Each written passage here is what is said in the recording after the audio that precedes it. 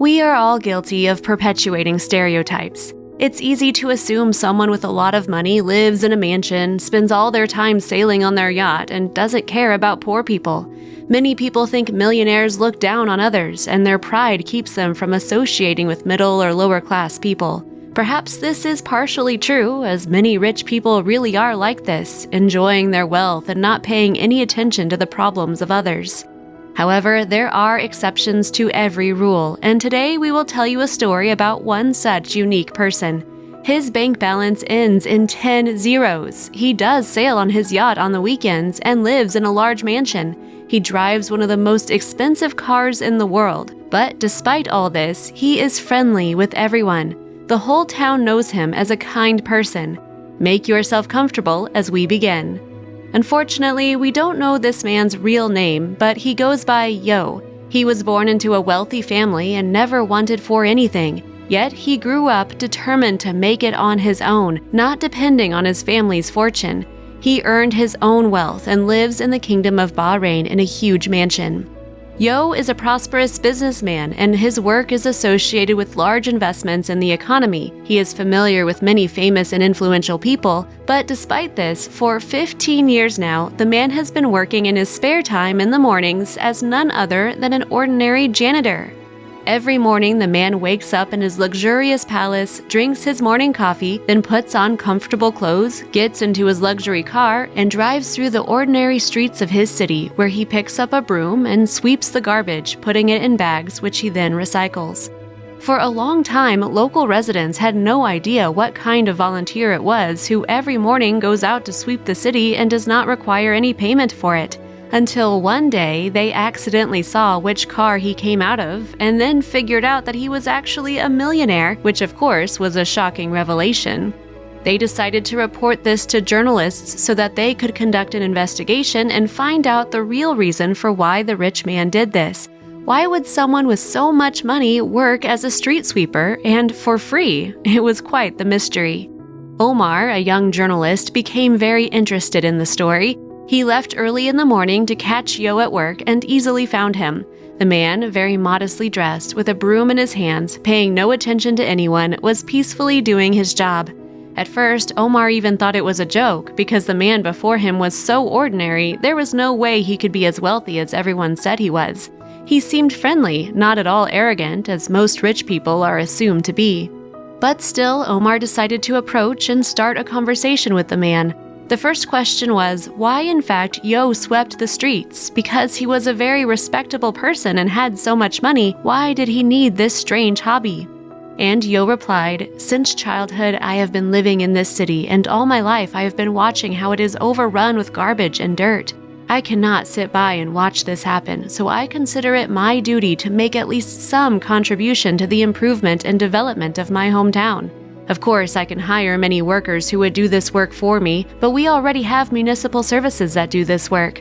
The problem is that the people who live here do not appreciate their work and continue to litter.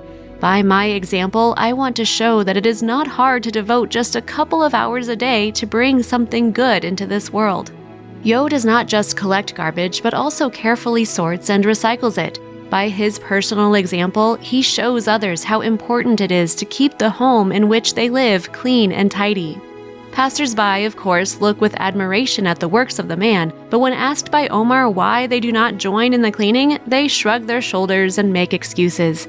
They're in a hurry to get to work, or just got off work and are exhausted, or they just don't feel good, or they prefer to leave it to the city workers. Then Omar thought a little and asked Yo, how does he have enough time for this? Because he must be very busy at his actual job, as he earns so much. Obviously, he works a lot, and it takes a lot of time. And Yo answered that a person always finds time for what he is interested in and wants to do, and always looks for excuses not to do what he doesn't like. Yo himself is very pleased to start every day with the fact that he contributes to the improvement of his city. Instead of sleeping an extra hour, he happily picks up a broom and does what really brings him satisfaction, namely physical labor for the sake of cleanliness.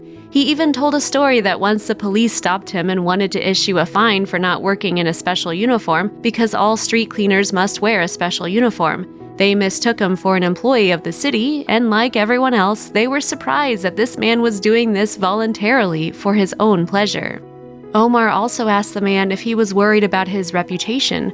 After all, someone who belongs to such a high social class simply cannot bring himself to such a low status. What do his high-class peers think of him? After these words, Yo smiled and said he couldn't care less about the opinion of others. On the contrary, he believes that if people consider themselves superior to others, if they distinguish themselves from the rest just because they have a little more money in their accounts, then Yo does not want to associate with them. He admitted that he never particularly favored arrogant people and tries to avoid interacting with them. Omar was amazed at how easy it was to talk with Yo and what a pleasant person he was. He never looked down on him during their conversation, never made any sort of offensive statement. Omar even forgot how rich this man was because their conversation was so comfortable and natural. When Omar asked all of his questions, he returned to the editorial office and thought for a long time about their meeting. He could not forget the kind eyes of this man, and he could barely believe that Yo was a millionaire.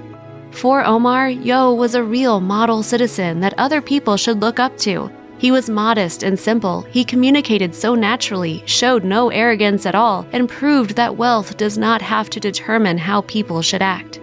Omar wrote a long article about Yo where he cited him as a role model to other citizens of the city. He wrote that if every resident of this city was just as responsible for the cleanliness and order of the city, then it would become exemplary among all other cities in the world. After this meeting, Omar often saw Yo go out onto the streets of the city every morning, do his job, and then get into his expensive car, which took him to a huge office where other rich people worked, and there he did his other work, which was the source of his wealth. In addition to his bit strange hobby, Yo also does charity work, donating a large part of his income to those who really need it. Here is such a wonderful person who lives in the kingdom of Bahrain, the person who cares, the person who has chosen a different way for himself than other rich people of this world.